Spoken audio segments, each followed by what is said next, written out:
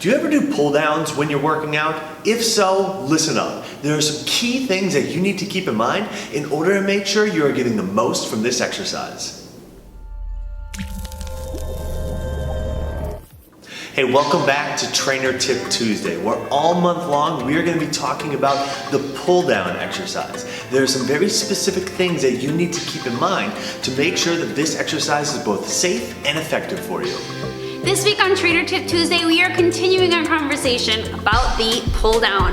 Now today we're going to be talking about your full range of motion and where that is and where that isn't. On this machine specifically, a lot of people spend a little extra energy to do a little more motion that doesn't really enhance the exercise. Let me show you what I'm talking about.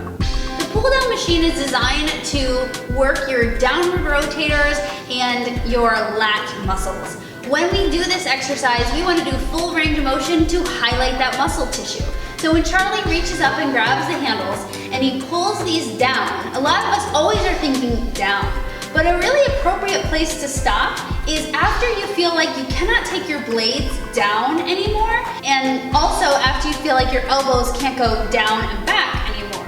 A lot of times people will actually take their hands to the ground, and if you see, Charlie can actually get more range of motion, but it actually mostly all happens here at the elbow and is not targeting the correct muscle group. So you can save your energy and just stop at this position and then go back up.